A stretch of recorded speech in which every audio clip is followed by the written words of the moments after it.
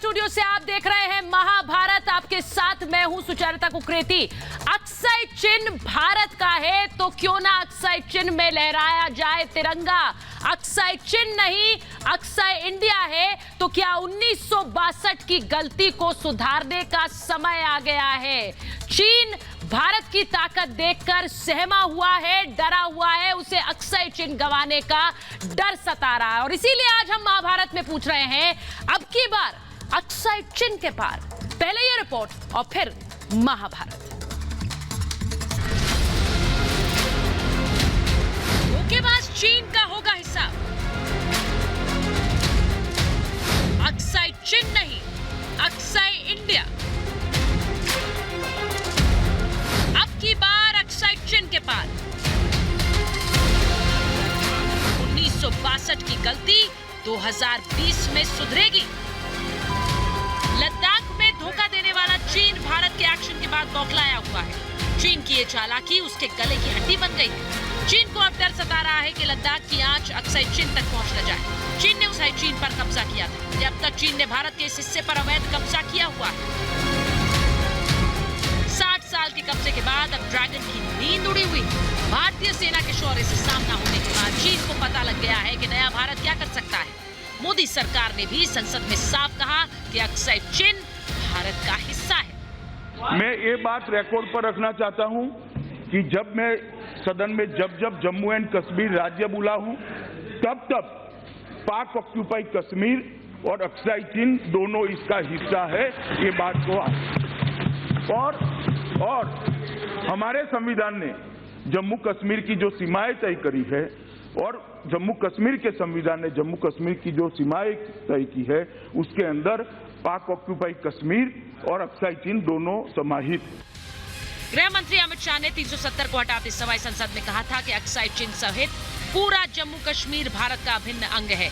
इसके बाद अब LAC पर भारत के तेवर देख चीन के होश उड़ गए हैं। भारत ने चीन से सटी सीमा पर सैनिकों को तैनात कर दिया है। इससे बौखलाए चीन ने न केवल लद्दाख बल्कि अक्षय चिन्ह में सेना की तैनाती बढ़ा दी है। इसके अलावा उत्तराखंड, सिक्किम और अरुणाचल में भी सीमा पर चीनी सेना की तैनाती बढ़ाई गई है। ड्रैगन जानता है कि हिंद के रणबांकुरे जब मैदान में उतरते हैं तो उन्हें रोकना किसी के बस की बात नहीं। 1962 में जो गलती हुई थी वो 2020 में सुधरेगी। Bureau report, republic Bharat.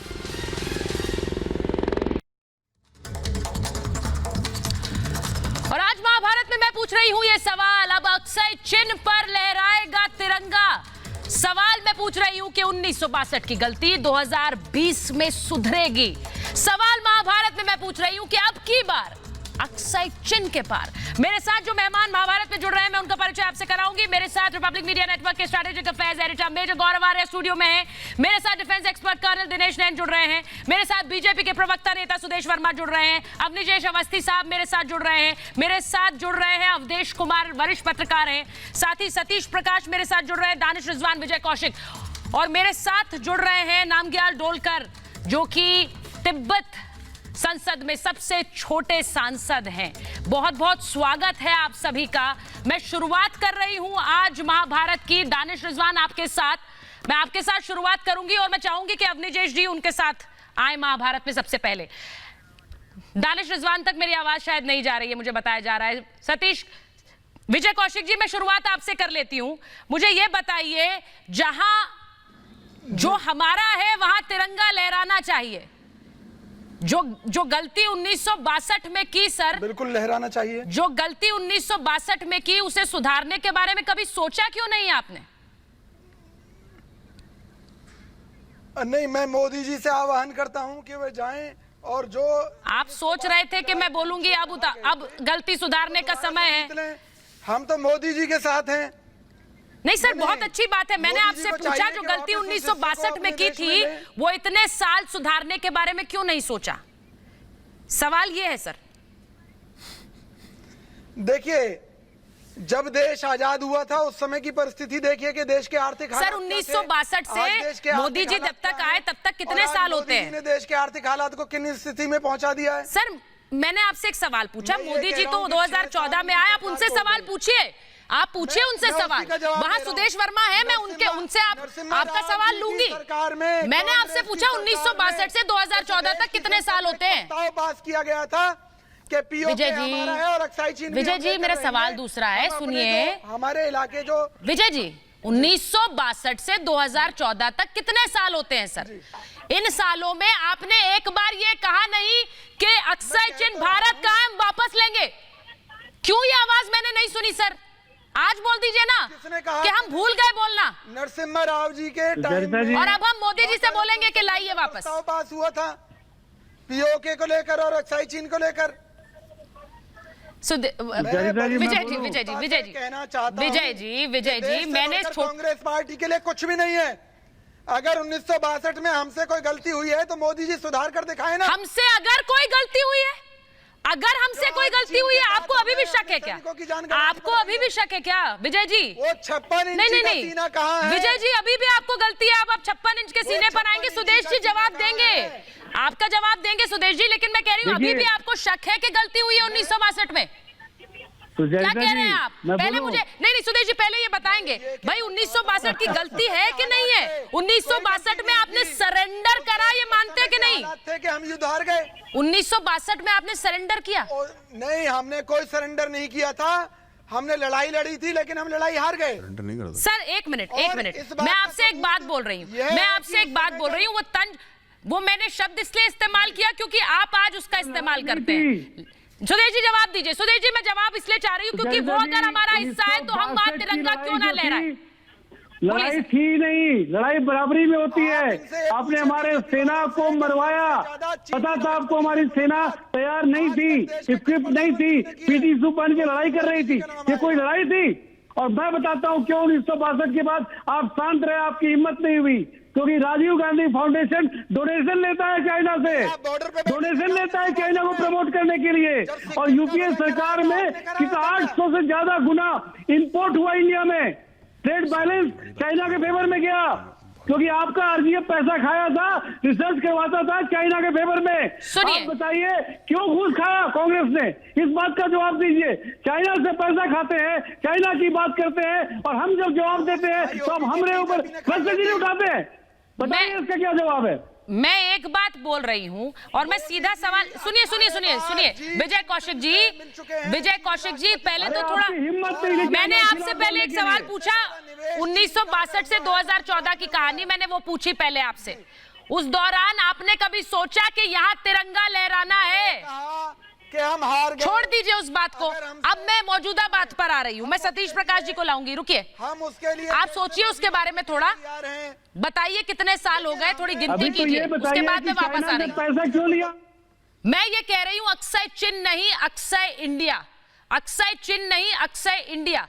और मैं ये बात इसलिए कह रही हूँ अक्साई इंडिया क्योंकि वो भारत का हिस्सा है। अगर चीन अपनी दादागिरी दिखा रहा है तो हमें कौन रोक रहा है? और यही बात है, चीन को अब ये डर सता रहा है क्या कि हम किस तरह से अपना हिस्सा वापस लेंगे। इसीलिए मिलिट्री तैनाती इतनी कर दी है पूरे अरुणाचल सिक्किम के आसपास, भारत की मिलिट्री ताकत से डरकर। सतीश जी। नहीं, देखो सुचारिता जी, एक चीज का तो मैं थोड़ा सा कहूंगा, उसको थोड़ा चेंज कीजिए कि जब 1962 में जो है ना वो सरेंडर नहीं किया था, वो शब्द थोड़ा सा गलत। नहीं, मैंने सुनिए, मैं एक बात बिल्कुल क्लियर कर दूं, सरेंडर शब्द एक नेता ने इस्तेमाल किया, मैं नाम भी नहीं ले रही हूं, आप लोग सब जानते हैं। तो इसीलिए मैं उस बात को, उस तंज को जब कसा गया, उस बात को याद दिला रही थी। उस बात का सरेंडर मतलब सेना सरेंडर नहीं था। सुन लीजिए, उसके बाद आगे बढ़िए। अब आप बताइए। नहीं, जी, दुनिया का सबसे बड़ा सरेंडर अगर हुआ तो भारतीय सेना का 90,000 सैनिक जो है यहां सरेंडर हुए हैं, है ना, भारतीय सेना के सामने। दूसरी बात देखो सुचारिता जी, मुद्दा ये नहीं है। देखिए 1962 में ये सच है कि हम कहीं ना कहीं जो है हारे, और वो हार सेना की। सर मुझे एक समझ नहीं आता है बात, एक राजनीतिक। सतीश जी, उस भारतीय सेना को आप बोलते हैं अंडे दे रहे हैं? जी नहीं, आप सुनिए, देखिए सुनिए, मैं आपको भारतीय सेना का इतिहास मुझे बताने की आवश्यकता नहीं है। फर्स्ट वर्ल्ड वार से लेकर के सेकंड वर्ल्ड वार में भरोसा क्यों नहीं है फिर आपको सेना पर? आप किस चीज का प्रश्न उठा रहे हैं? वर्ल्ड वॉर में 60,000 सैनिक शहीद होते हैं। सुनिए, दुनिया की एक ऐसी सेना, सुनिए, ये मोदी सेना की बात नहीं कर रहा हूं, ये भारतीय सेना की बात कर रहा हूं। और इसीलिए तो आप सेना के चीफ को गली का गुंडा बोलते हैं, गली का गुंडा आप ही बोलते हैं ना। और अभी अंडा देने की बात कर दी आपने, यही आपको भरोसा है सेना पर? इस तरह का भाषण आप इस्तेमाल करते हैं भाषा को, शर्म आनी चाहिए आपको। सुनिए सुनिए सुनिए, जो सेना शौर्य की गाथा है उस पर भरोसा नहीं है आपको। किस तरह का लांछन लगाते हैं आप लोग? अनुभव सबसे देखिए, मैं सुनिए सुनिए सतीश जी, मैं 1 मिनट में मेजर गौरव आर्या को ला रही हूँ बहस में। रुकिए सतीश प्रकाश, आपने अपनी बात रखी, मैं मेजर गौरव आर्या को ला रही हूँ। मेजर आर्या, पहले मुझे ये बताइए कि जिस तरह से हमने गलवान की तस्वीरें कल दिखाई, हमने दिखाया किस तरह से भारतीय सेना का दम देखकर चीनी सेना पीछे हटी, लेकिन चीन को अब डर सता रहा है कि जो हिस्से उसने अवैध कब्जे किए वो अब भारत वापस ले सकता है, क्योंकि भारतीय सेना में वो दम है कि हम अपने हिस्से वापस ले सकते हैं। ये डर चीनी सेना के सर पर लगातार मंडराएगा, और क्यों ना मंडराए। मेजर आर्या को पहले लेंगे। सुचारिता, ये डर अच्छा है और ये डर है भी, हाँ, क्योंकि चीन को कभी ये एहसास नहीं था, चीन एक्सपेक्ट नहीं कर रहा था कि वो आएगा और इस तरीके से उसको जवाब मिलेगा। तो पहली बात तो ये है कि 1962 की लोगों ने बात करी और आज की बात कर रहे हैं, सेना वही है। सेना 62 में भी वही थी, आज भी वही है, सेना का वही शौर्य है। देखिए, सतीश जी ने बहुत अच्छी बात करी। उन्होंने ये बोला कि पाकिस्तानी आर्मी ने सरेंडर करा था, हम 71 जीते, हम 62 हारे, लेकिन 62 में हमारे जवान शहीद हो गए, जहां पे लड़ते लड़ते एक कदम पीछे नहीं हटाया। तो ये हमारी फौज का शौर्य है, बिल्कुल। और जो इन्होंने फर्स्ट वर्ल्ड वॉर बैटल नहीं छोड़ा जी, बिल्कुल साहब। 1 मिनट चाहूंगा, 1903 भी होना चाहिए, जब हमने तिब्बत की लड़ाई इन्हीं भारतीय सैनिकों ने जीती है ना, चाइना को हराया है जी। 1903 में इसी भारतीय सेना ने चाइना को हराया है, ये भी इतिहास का हिस्सा जी। तो ये जो इंडियन आर्मी जिसको हम मानते हैं, ये 250 सालों से लड़ रही है। 250 ईयर्स हो गए, कई यूनिट्स 250 साल पुरानी हैं, तो ये लड़ रही है। दूसरी बात सुचारता, जहां आपने बात करी ना अक्साई चिन की, ये हाईली पॉसिबल है। मैं तो ये विनम्र निवेदन करूंगा, हमारे ऑपोजिशन के मित्र भी बैठे हैं और रूलिंग पार्टी के भी मित्र बैठे हैं, सब लोग इसमें हाथ मिलाएं, एक दूसरे के साथ एक दूसरे का सहारा बने, और ये हम लोग एक तरीका निकालें जिससे कि अक्साई चिन जो 62 में चला गया हमसे, वो वापस आ जाए। और ये हमें करना पड़ेगा, और तभी कर पाएंगे जब 130 करोड़ हिंदुस्तानी एक साथ मिलकर काम करेंगे। ये तू मैं करके अगर हम सोचते हैं कि पीओके और गिलगिट बाल्टिस्तान और अक्साई चिन वापस आ जाएगा, आपस में लड़के नहीं आने वाला वापस। जो हिस्सा हमारा है, जो भारत का है, वो वापस आएगा। मेरे साथ नामग्याल डोलकर लाइगरी है, मैं नामग्याल डोलकर पे जा रही हूं। मैं पहले उनसे पूछती हूं। नामग्याल, मैं आपसे पूछ रही हूं डोलकर, पहले ये बताइए, चीन का ये चरित्र है, मैं बार बार कहती हूं, चीन का ये चरित्र है, किस तरह से बार बार और देशों की जमीन को हड़प लो, उस पर कब्जा कर लो, ये पहली बार नहीं है, और इस चरित्र को आप अच्छी तरह से जानती हैं। क्या सुन पा रही हैं डोलकर? मुझे सुन पा रही हैं? उनको आवाज नहीं आ रही, एक बार फिर से कोशिश करेंगे। मैं दानिश रिजवान, मैं आपके पास आ रही हूं। 1962 की गलती अब 2020 में ठीक करने का समय आ गया है, लेकिन उसके लिए पहले मानना होगा कि गलती हुई। देखिए, 1962 में क्या हुआ, 1965 में क्या हुआ, उस पर अब नहीं जाने का वक्त है कि आप गलती को सुधारिए। मेजर गौरव आर्या ने अभी जो बातें करी है, वो एकदम, बेशक मैं गौरव आर्या जी के बातों से अक्षरशः सहमत हूं कि आज पोजीशन और अपोजिशन, सत्तारूढ़ और विपक्ष, तमाम दलों के नेताओं को एक मंच पे आना होगा। 130 करोड़ भारतीयों के मान सम्मान अस्मिता की बात है। जिस तरीके से सत्तारूढ़ दल के लोग राहुल गांधी जी के बयान के ऊपर में कीचड़ उछालते हैं, हमारा काम है सरकार के ऊपर में सवाल या निशान खड़ा करना, लेकिन वक्त आ गया है कि हमें एकजुटता से चीन का सामना करना होगा, और हमारी जो पुरानी सरजमी को चाइना ने छीन कर रखा हुआ है, उसे वापस देना होगा। हमें बताना होगा कि हम दम खम के साथ लड़के युद्ध करना भी जानते हैं, और जीतना भी जानते हैं। हमने पाकिस्तान को 2 पार्ट में डिवाइड करने वाली हमारी सेना है, हम कुछ भी करने के लिए तैयार हैं। तो आज मेजर गौरा आर्या ने जो बातें करी हैं, इस बात को हम लगातार कहते आ रहे हैं कि एकजुट होकर के ही हम चाइना का मजबूती से मुकाबला करेंगे, और मुकाबला ही नहीं करेंगे, इंशाल्लाह हम जरूर जीतेंगे, मजबूती के साथ जीतेंगे, और तिरंगा उन इलाकों में भी फहराएगा जो इलाके आज चाइना ने कब्जा करके रखा हुआ है। बिल्कुल, लेकिन ये करने से तो नहीं फहरा पाएंगे तिरंगा अवधेश जी, जब हम बार बार कहते रहेंगे चाइना हमारी जमीन ले रही है, China has occupied our land. ये बातें बार बार कहकर तो नहीं हो पाएगा। ये मैं आपके पास आ रही हूं, नामग्याल डोलकर मेरे साथ जुड़ गई है, मैं उनके पास पहले जाऊंगी। नामग्याल डोलकर, मैं आपसे यही पूछ रही थी, मैं यही कह रही थी कि चीन का जो चरित्र है उसे आपसे बेहतर कोई नहीं जानता है, किस तरह से जमीन हड़पी जाती है, जमीन पर कब्जा किया जाता है, और मुल्कों और देशों की जमीन को किस तरह से हड़प कर चाइना ने अपनी जमीन बढ़ाई है। ये अक्सर चीन नहीं, अक्सर इंडिया है।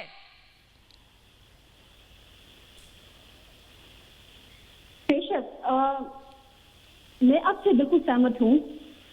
टिबेटन कम्युनिटी टिबेटन वर्ल्ड को पता है कि चाइना का असलियत क्या है। हमने 1949 से शुरू होकर 59 तक हमने देखा है अपने देश को पूरे तरफ से चाइना ने हड़पते हुए।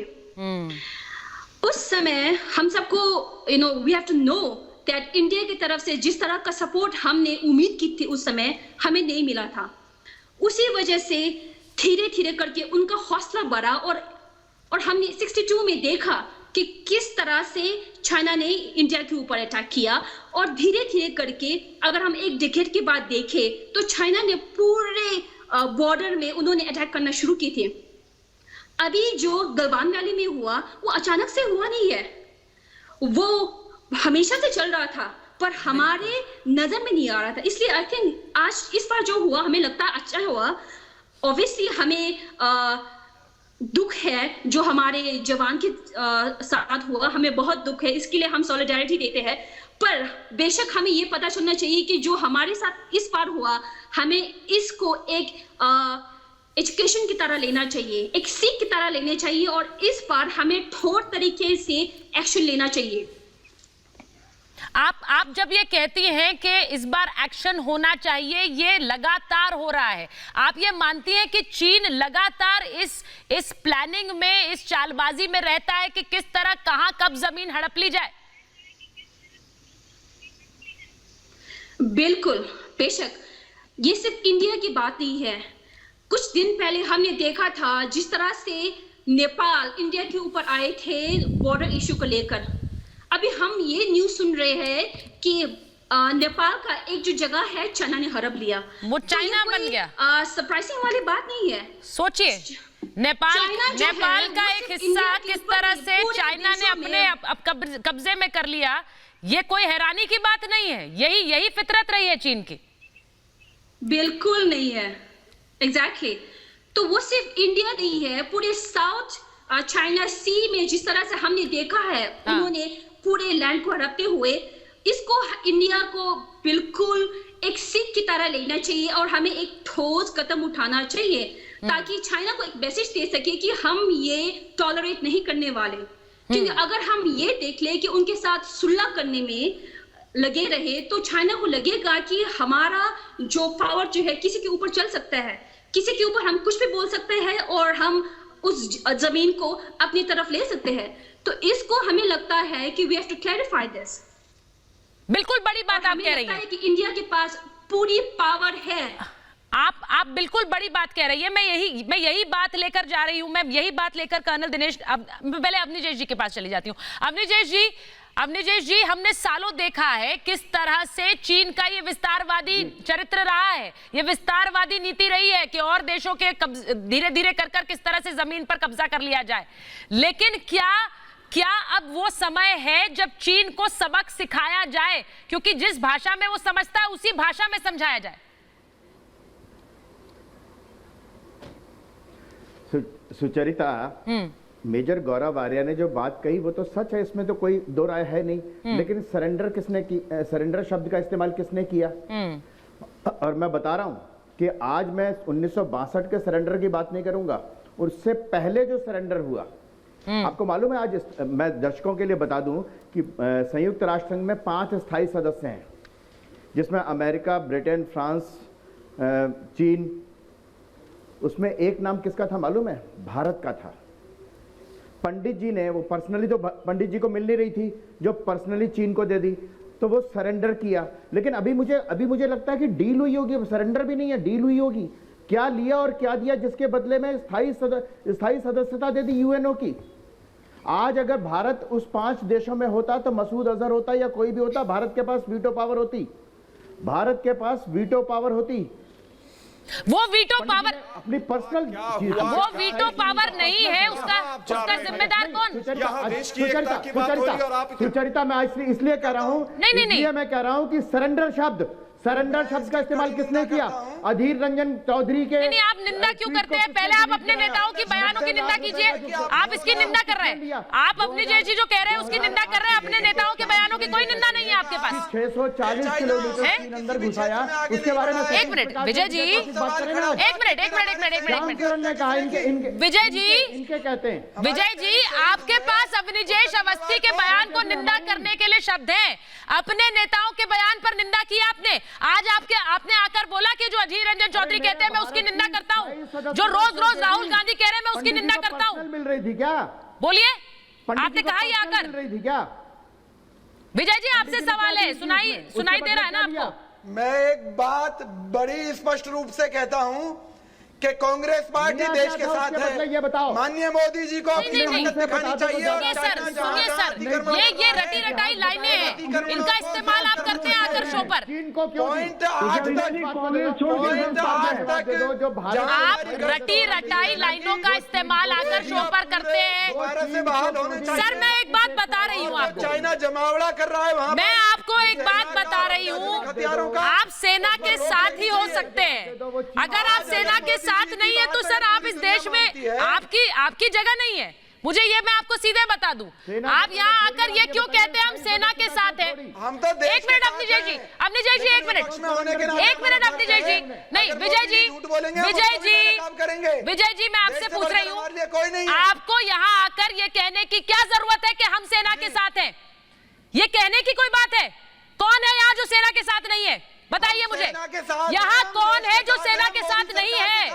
ये आकर बोलने की क्या जरूरत पड़ती है आपको? तरफ आंख उठाकर देखेगा, आपको यहाँ आकर ये बोलने की क्या जरूरत है? हम मोदी जी के साथ हैं। आप यहाँ पर, आपका वजूद है इस देश में क्योंकि सेना वहां है, इसीलिए आपका वजूद है। यहाँ आकर ये कहने की क्या जरूरत पड़ती है आप सेना के साथ है?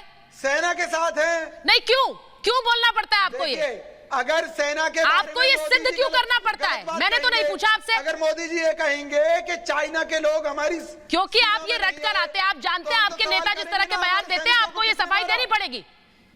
आपने यहाँ आकर एक बार नहीं बोला कि मैं निंदा करता हूं जो राहुल गांधी कहते हैं, जो आज अधीर रंजन चौधरी ने कहा। अवधेश जी मैं गलत कह रही हूँ? आप आकर यहाँ बोलते हैं सबसे पहले मैं सेना के साथ हूँ। नहीं बोलने की जरूरत है सर, हम सब सेना के साथ हैं। बिल्कुल, हम देश की। रुक जाइए, आप देश कुमार के पास जा रही है, मैं फिर आऊंगी। बात का कोई मायने नहीं है। हाँ। एक मिनट विजय जी ज्यादा बोल लिया। देखो, ये कोई मायने नहीं रखता है। भारत की सेना कोई पाकिस्तान की सेना नहीं है कि अपने अनुसार काम करती है। भारत में राजनीतिक नेतृत्व के तहत सेना काम करती है। तो जाहिर है कि अगर आप सरकार के साथ हैं तो सेना के साथ हैं। देखो, 14 नवंबर 1962 को भारतीय संसद में सर्वसम्मति से प्रस्ताव पारित हुआ था कि चीन से 1-1 इंच भूमि लेंगे। तो जाहिर है उसके लिए एक राष्ट्रीय संकल्प की जरूरत है। देश की सबसे पुरानी पार्टी अगर इस राष्ट्रीय संकल्प की बजाय कहेगी कि हमारी भूमि सरेंडर हो गई, चीन हमारी सीमा में घुस गई, तो वो संकल्प पूरा नहीं हो सकता है। इस समय 1962, उसके पहले 1962 के बाद जो भूले हुई हैं उनके परिमार्जन का समय आ गया है और उसके लिए राष्ट्रीय संकल्प का विषय चाहिए। आपने एक विषय रखा कि अक्साई चीन, अक्साई भारत क्यों नहीं है? अक्साई चीन, उसको नाम किसने दिया? वो तो चीन अधिकृत लद्दाख है। बिल्कुल, धारा 370 के बाद नवंबर 2019 में भारत सरकार ने जो नक्शा जारी किया है, उस नक्शे में बताया गया है कि हमारा पड़ोसी, उसमें अक्साई चीन भी शामिल है, उसमें सचमुच वैली भी शामिल है, और वो कार्रवाई का समय आ गया है, लेकिन वो जरा सुनियोजित तरीके से। मैं दानिश रिजवान को ला रही हूँ। विपक्ष को सुनिए विजय जी, रुकिए विजय जी, हमारे पास एक तिब्बत के प्रतिनिधि है। देखो चरिता, बोलिए अवधेश जी बोलिए। चीन कभी पड़ोसी नहीं था, तिब्बत हमारा पड़ोसी था। इसलिए समय है कि तिब्बत की मुक्ति के लिए फिर से वो आवाज उठाई जाए। 1959 में नेहरू जी ने दलाई लामा जी को अगर शरणार्थी बनाया, शरण दिया, तो उसके पीछे सोच यही थी कि तिब्बत को आजादी दिला देंगे। तिब्बत अगर आजाद हो जाता है तो चीन हमारा पड़ोसी ही नहीं रहेगा। इसलिए मूल सवाल तो कांग्रेस से यह है कि 1959 से आपने दलाई लामा जी को यहां रखा हुआ है, तिब्बत की मुक्ति की आप बात करते नहीं हो। संसद में प्रस्ताव पारित किया कि सारी भूमि लेंगे, वो आप करते नहीं है। तो सवाल यह है कि केवल सरकार पर सवाल उठा करके और चीन को अगर आप मानसिक रूप से मजबूत करते रहेंगे, इससे लड़ाई नहीं हो सकती है। चीन एक समय एक दुष्ट और विस्तारवादी देश है, उससे लड़ने के लिए समूचे देश को योजना पूर्वक खड़ा होना पड़ेगा। हाँ, दानिश रिजवान, मैं आपसे ही पूछ लेती हूं, यहां पर आकर जो बात अभी अवधेश जी ने कही, यहां आकर बार बार हम लोग ये तो कहते हैं हम सेना के साथ हैं, हम सेना के साथ हैं। ये बातें कहने की जरूरत क्यों पड़ती है? सर, मैं अक्सर चीन की, अक्सर इंडिया की बात कर रही हूं आज, और उस अक्सर इंडिया को लेने के लिए हमने इतने सालों क्या प्रयत्न किए हैं, क्या प्रयास किए हैं? देखिए, जब आप सवालिया निशान खड़ा करेंगे कि ये सेना के विरोध में है, ये देश के विरोध में है, तब तो जवाब देना पड़ेगा। सर, मैंने कुछ नहीं कहा था। पड़ेगा कि हम सेना दानिश साहब, आप तो पूरी बहस सुन रहे हैं, तब से मैंने कब कहा? मैंने कोई सवाल नहीं उठाया था, मैंने कोई सवाल नहीं उठाया था। नहीं, आप मुझे कह रहे हैं इसलिए मैं कह रही हूँ। मेरी बात सुचारिता जी, सुचारिता नहीं, अवधेश जी रुकिए, उन्हें अपनी बात रखने दीजिए। आपने मुझ पर आपने सवाल उठाया, इसलिए मैं जवाब दे रही हूँ। यहाँ आते ही सबसे पहले सवाल के जवाब में अगर आप ये कहने लगेंगे हम सेना के साथ हैं, सुचारिता जी सुनिए, मेरी बात सुनिए ना। आपने मेरी नहीं, आपने मुझसे पूछा इसलिए मैं कह रही हूँ, मेरी बात सुनिए। सुचारिता जी, बातों को कंप्लीट कर लेने दीजिए। सुचारिता जी, आप मुझे बोलिए, ये बातों को कंप्लीट कर लेने दीजिए। आपने कहा कि क्लियरफाई क्यों करना पड़ता है। पिछले 7-8 दिन से आपके चैनल पे यही चल रहा है कि चीन के साथ राहुल गांधी, चीन के साथ वाड्रा कांग्रेस। तब हमें बताना पड़ रहा है कि भाई हम चीन के साथ नहीं, भारतीय है, हमारे खून में हिंदुस्तानी और भारतीयता बसी हुई है। हमने देश को आजाद कराने वाली कांग्रेस है। तो आज दानिश रिजवान जब महाभारत में आए हैं, तो आते ही आपने कहा कि अधीर रंजन चौधरी जैसे नेता को पार्टी में नहीं होना चाहिए।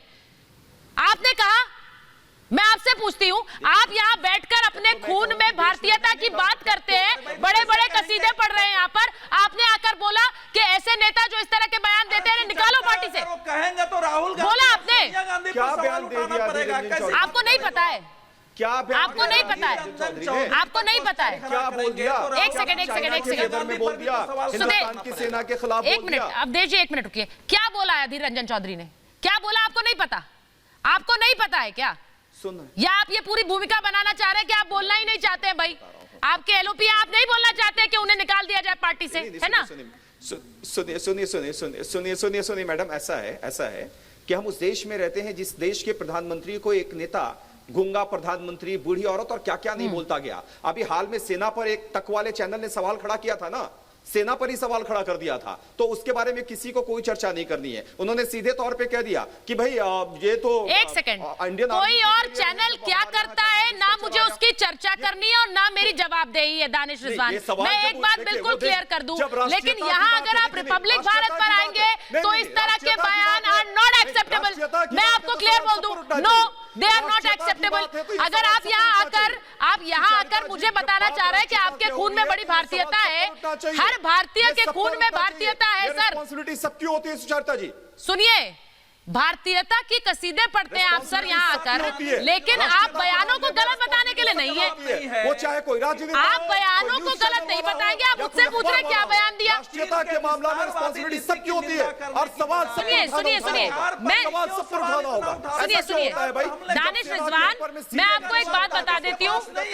सुनिए सर, मेरे प्रोड्यूसर मुझे कह रहे हैं अगर इनको सुनाना है तो इन्हें सुना दीजिए, उनको बयान सुना दीजिए क्या कहा अधीर रंजन चौधरी ने, पढ़कर नहीं आए हैं। लेकिन मैं सुनाऊंगी नहीं, क्योंकि मैं उस तरह के बयान को स्पेस नहीं देना चाहती, मैं नहीं दूंगी। अगर आपको नहीं पता है या आप इग्नोरेंट बनना चाहते हैं, आपके ऊपर है सर। यही चीजें ले डूबेंगी, यही चीजें ले डूबेंगी जब इस तरह के बयानों पर आप यहाँ सफाई देने आ जाएंगे। कर्नल दिनेश नैन को लीजिए, कर्नल दिनेश नैन। अखंडता पर जाए सुचारिता जी, हम बयान के लिए डिबेट हाँ बोलिए बोलिए बोलिए। डिबेट कर रहे हैं। हमारा मानना है कि 130 करोड़ भारतीयों को एकजुट होने का वक्त आ गया है, सेना के साथ खड़े रहने का वक्त आ गया है। अपोजिशन में रहते हुए मैं भी इस चीज को स्वीकार करता हूं कि सरकार के साथ हमें मजबूती से खड़ा रहना होगा, तब जाकर हम सेना को, चाइना के सेना। आपने सुना है आरपीएन सिंह ने क्या कहा है आज?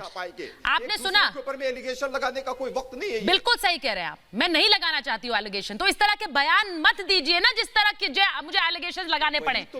आरपीएन सिंह ने क्या कहा आज? उन्होंने क्या कहा? उन्होंने सीधे कहा कि ऐसे बयान दीजिए जो नेता को नहीं, नीति को टारगेट करे। सुचारिता जी, कोई नेता, कोई मीडिया कर्मी, कोई चैनल वाला अगर किसी तरीके का देश की एकता और अखंडता और हमारी सेना पर सवालिया निशान खड़ा करता है तो हम उसका भी इग्नोर करके एकता की बात करें।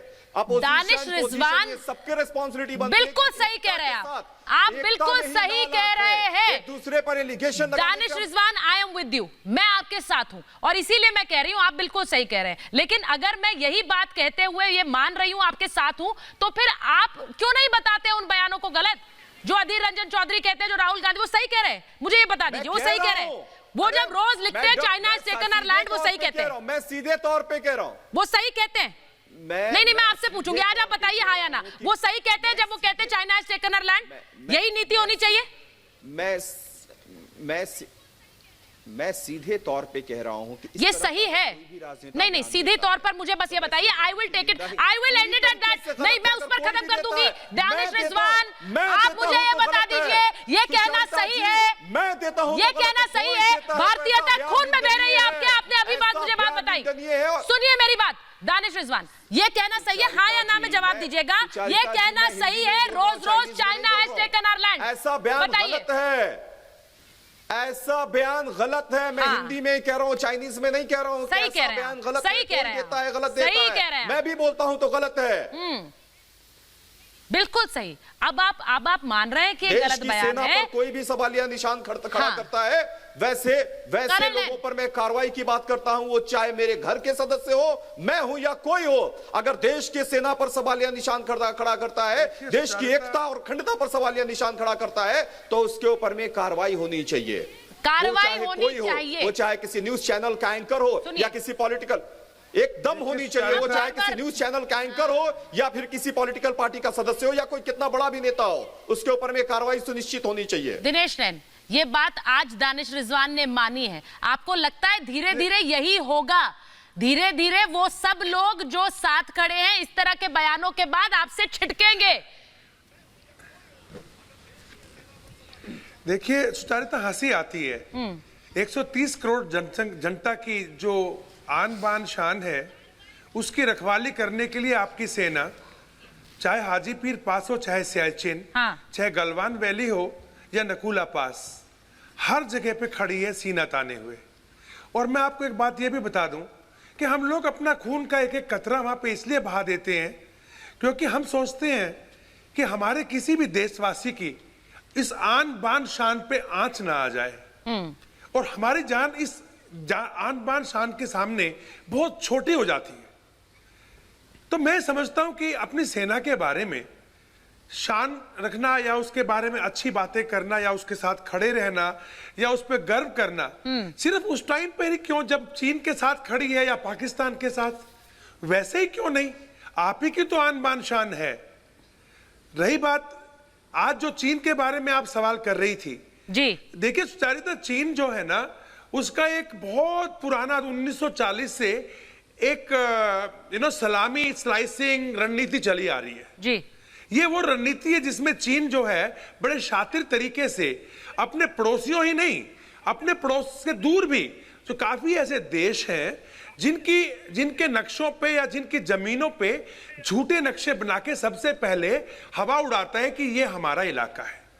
जब वो देश उसके बारे में विरोध करता है तो इसका जो मीडिया है, भोपू या ये कह लीजिए ग्लोबल टाइम जैसा टीवी या अखबार, पूरे दुनिया के लिए वो एक प्रवक्ता बन जाता है। हाँ। इसको एक तरीके से विवाद में उत्पन्न करने के लिए बिना मतलब विवाद बना देता है और फिर मौका देखते ही धीरे धीरे राजनीतिक या मिलिट्री तरीके से उस जमीन को हड़पने की कोशिश करता है। आप देखिए नेपाल के साथ सर, ये नेपाल का एक रुई गांव 60 साल पहले कब्जा था। हाँ। कल रात को नेपाल के एक गांव में से नेपाल के गांव वासियों को खदेड़ दिया, बोला ये चीन का इलाका है। सोचिए, नेपाल तो सबसे ताजा उदाहरण है। कम से कम 100 गांव होंगे। यहाँ बैठे बहुत से लोग जो सवाल पूछ रहे थे कि देखिए कैसे नेपाल ने किस तरह से नक्शा बदल दिया। देखिए किस तरह से उकसावे की कूटनीति यही होती है। वहां उकसाया और उसके बाद अगले दिन उन्हीं का हिस्सा हड़प कर बैठ गया चीन। ये कोई नई बात है क्या चीन के चरित्र की? मेजर आर्य बोलना चाह रहे हैं। मेजर आर्य देखिए, मैं मेजर आर्य पे आ रही हूँ, पहले 1 मिनट रुकिए। हाँ बोलिए मेजर जी।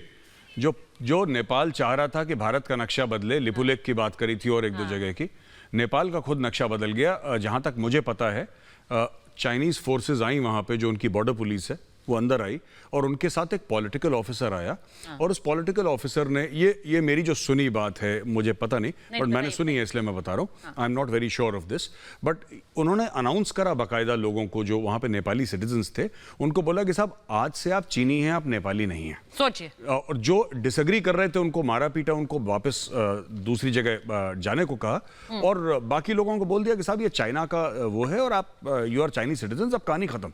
तो ये चाइना का किरदार रहा है। सलामी स्लाइसिंग की जो कर्नल नैन ने बात करी है, ये बहुत पुरानी टैक्टिक्स है। यही चीज देखिए, चाइना का करीब 22 या 23 देशों के साथ तो डिस्प्यूट है लैंड का और इतने उसके नेबर नहीं है। नेबर उसके 13-14 हैं शायद। 14 हैं। हाँ 14 नेबर हैं और 20 से ज्यादा लोगों के साथ तो उसका डिस्प्यूट है।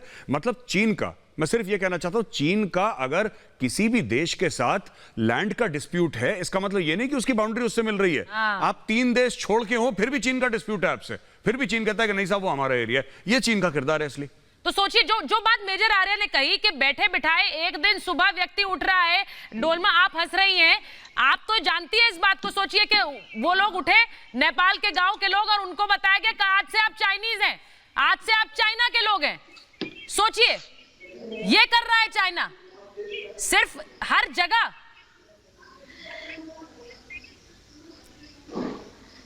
वही एग्जैक्टली तिब्बत के साथ हुआ है। एग्जैक्टली, बिल्कुल। बोलिए। 70 साल से पहले उन्होंने ये उसी दम पर बोला था कि तिब्बत उनका है। उसी दौर पर आज जो तिब्बत है वो मानते हैं कि एक चीन है, और जो तिब्बत के अंदर बैठा है उनको एक चीनी बुलाते हैं। तो वही एक पॉलिसी है जो चाइना कहीं पर भी, जिस तरह से पहले एक पैनलिस्ट ने कहा था, मैं उनसे बिल्कुल सहमत हूँ। वो कोई भी एक्सक्यूज देकर किसी भी देश को हड़प सकते हैं। इसलिए अगर मैंने सबकी बात को सुना, सब पैनलिस्ट की बात को सुना, हम सब मानते हैं जो चीन ने किया है वो बिल्कुल गलत है और हम उसके खिलाफ है। तो इसी तौर पर हमें लगता है कि सेंट्रल लेवल पर हमें ठोस राजनीति इंटरवेंशन करना चाहिए। वो हम क्या कर सकते हैं? हमें लगता है कि जो इंडिया का जो फॉरेन पॉलिसी है, जो वन चाइना पॉलिसी है, जो वन चाइना नीति है, वो इंडिया ने खुशी हमें नहीं लगता कि खुशी लिया है। हमें लगता है उन्होंने एक तरह का कॉम्प्रोमाइज किया है। तो हमें लगता है कि उस कॉम्प्रोमाइज को हमें स्टॉप करना चाहिए। उस अपीसमेंट पॉलिसी को हमें स्टॉप करके हमें चाइना को बोलना चाहिए कि हम नहीं मानते और हम तिब्बत को एक आजाद देश मानते हैं। हमें यह पूछना चाहिए, क्या चीन अखंड भारत को मानते हैं? हमें नहीं लगता। वो किसी की अखंडता को नहीं मानते अपने देश के अलावा, और वो अखंडता भी ऐसी है कि बाकी देशों की जमीन चाहते हैं कि किसी देश की अखंडता को नहीं मानते हैं। चीन को माने। सतीश जी, आज दानिश रिजवान ने यहाँ महाभारत में खुलकर कहा कि राहुल गांधी जैसे बयान जो दे रहे हैं उनकी निंदा होनी चाहिए। जो लोग इस तरह के बयान देते हैं, जो भारत के खिलाफ जाते हैं इस वक्त, उनकी निंदा होनी चाहिए। दानिश रिजवान, स्टेटमेंट को इंटरप्रेट कर देना, इंटरप्रेट कर देना, इसी को कहते हैं। तो आप बताइए सर, मैंने गलत कहा। मुझे पता था कि आप इस बयान को रिट्रैक्ट करेंगे, इसीलिए मैंने कहा जानबूझकर। सर बताइए आपका बयान क्या है? अब आप बदल जाएंगे, अब आप पलट जाएंगे। सुचारिता जी बोलिए सर, बोलिए। मैं गलत कहता हूं? नहीं, मैं गलत कहता हूं तो मेरे ऊपर में भी कार्रवाई होनी चाहिए। मैं गलत कहता हूं तो मेरे ऊपर में भी कार्रवाई। नेता का नाम लेने से क्यों डर रहे हैं आप? भाई नेता का नाम लेने से डर रहे हैं क्या? चाहे राहुल गांधी जी बोले या अमित शाह बोले या फिर किसी चैनल के एंकर बोले, ठीक है, कोई भी बोले। अब आप बैलेंसिंग एक्ट कर रहे हैं तो चलिए वो भी कर लीजिए, कोई बात नहीं। सुचरिता बार-बार पूछ वो बैलेंसिंग एक्ट करना चाह रहे हैं, वो कह रहे हैं मैं राहुल गांधी का नाम लूं तो अमित शाह का भी ले लूं साथ में, कहीं मेरे लिए उल्टा ना पड़ जाए। बैलेंसिंग एक्ट नहीं है, बैलेंसिंग एक्ट करना चाह रहे हैं। आप क्यों नहीं बोलती कि फलां न्यूज़ चैनल, आप ये भी बोलिए कि फलां न्यूज़ चैनल के रिपोर्टर ने बोला था, तो जाहिर है इसमें बैलेंसिंग एक्ट। देखिए आप फिर न्यूज चैनल के रिपोर्टर पर आ रहे हैं, मुझे उससे कोई वास्ता नहीं सर जो दूसरा चैनल दिखा रहा है, इसलिए मैं आपसे कहती हूँ रिपब्लिक भारत देखा करिए भाई, रिपब्लिक भारत देखा करिए ना तब। नहीं मेरे चैनल पर आकर आप दूसरे चैनल की बात करेंगे, मैं जवाबदेही मैं यहाँ जवाबदेही के लिए तो नहीं बैठी। रिपब्लिक भारत देखेंगे तो मैं आपको सही खबर दिखाऊंगी, तब सही खबर मिलेगी आपको सर, और तब आपको जवाबदेही के चक्कर में ही नहीं पड़ना पड़ेगा। अलग हटना चाहिए, यानी ताइवान, यानी तिब्बत, पूर्वी तुर्किस्तान, इनर मंगोलिया, ये सारे चाइना के पार्ट नहीं है, ये भारत को नीति में शामिल करना चाहिए। ये राजनीति के तूतू मैमे का प्रश्न नहीं है। तिब्बत की आजादी, पूर्वी तुर्किस्तान की आजादी, इनर मंगोलिया की आजादी, ये हमारे लिए आवश्यक है। और भारत को बाहर के दक्षिण कोरिया के साथ, वियतनाम के साथ, जापान के साथ, मैं इसी बात पर आ रही थी। दानिश रिजवान आपने मॉडिफाई कर लिया अपना बयान, आपने अपना बयान अगर मॉडिफाई कर लिया है तो मैं वो बयान लेकर विजय जी के पास जाऊं। अब मॉडिफिकेशन तो कर लिया सर, आपने कहा कोई भी हो नाम लेने से आप डरते हैं, रहने दीजिए। अगर आपको यही कहना है नाम नहीं लेना चाहते आप सर मत लीजिए, निशान खड़ा करता हूं। आप नाम नहीं लेना चाहते आप मत लीजिए, मुझे उससे फर्क नहीं पड़ता है। मैं बस ये कह रही हूं, मैं उससे ये कह, हाँ तो ठीक कह रहे हैं सर, तो फिर नाम लेकर खदेड़ने में डर क्या है विजय जी? इसका मतलब आप भी ये कहेंगे विजय जी? देखो युद्ध के काल में संकट, विजय जी आप ये कहेंगे जिसने बयान गलत दिया उस पर कार्रवाई हो, जो कहता है चीन ने जमीन हड़पी उस पर कार्रवाई हो, बात नहीं गई है तो खड़ा होने की जरूरत है। और दानिश रिजवान, मैं ये कहता हूं कि राहुल गांधी जी ने कोई गलत बात नहीं कही है। सुदेश जी के पास मेरा एक प्रश्न गौरव आर्या से है, मेजर गौरव आर्या, मेजर गौरव आर्या ने बहुत अच्छी बात बोली कि सबको साथ लेके चलिए, सबको मिल के चलिए। मेजर साहब सुनिए मेरी बात और थोड़ा इसका जवाब दीजिएगा। आप ये बताइए जब कॉन्टेक्स्ट ये है कि हम देखते हैं कि कांग्रेस पार्टी हर जगह कंप्रोमाइज कर रही है और प्रूव आता है कि वो चाइना से डोनेशन लेती है, उनके साथ डिनर करती है एम्बेसडर के साथ, और ऐसे में ऑल पार्टी मीटिंग में कुछ और होता है, बाहर आके कुछ और बोलती है। तो आप बताइए कांग्रेस को छोड़ के तो कंसेंसस है, क्या हम सब कुछ कांग्रेस से शेयर कर सकते हैं? क्या आप एक्सपेक्ट कर सकते हैं? बताइए जी। मैं ये कहना चाह रहा था विजय जी, आपका जो सवाल है, दानिश साहब एक मिनट, दानिश साहब अगर मैं आपसे, जी ऊपर सुदेश वर्मा, अच्छा सुदेश वर्मा जी, मैं ये कहना चाह रहा था कि आपका सवाल बहुत जायज है। जब मैंने बोला सबको साथ लेकर चलना चाहिए, मेरा ये कहने का मतलब है इस वक्त की जो टांग खिंचाई हो रही है ना, इस वक्त हम स्पेस की बात करते हैं, मुझे ऐसा लगता है कि प्राइम मिनिस्टर को अभी ये हर चीज का जो हम माइक्रोस्कोप के नीचे ना, ये सैटेलाइट इमेज आई, ये चाइना का टेंट निकल गया, ये मैंने भी काम करा है, मैं आपको बता रहा हूं। तो इसमें मैं अपने आप को बोलूं कि जी मैं इसमें बिल्कुल इनोसेंट हूं, ऐसी बात नहीं है कि कोई मीडिया हाउस बोल रहा है कि ये सब, ये झरने के नीचे देखो ये चाइनीज है, ऐसा होता है। अभी अधीर रंजन चौधरी जी ने बोल दिया कि साहब अटैक क्यों नहीं करते, अंडे दे रहे हैं या जो भी है, हैचिंग एग्स व्हाटएवर। तो मेरा ये कहने का मतलब है साहब कि अगर आप ऐसे प्राइम मिनिस्टर को पब्लिक ओपिनियन बिल्ड करेंगे तो आप प्राइम मिनिस्टर के अपने हाथ बांध रहे हैं।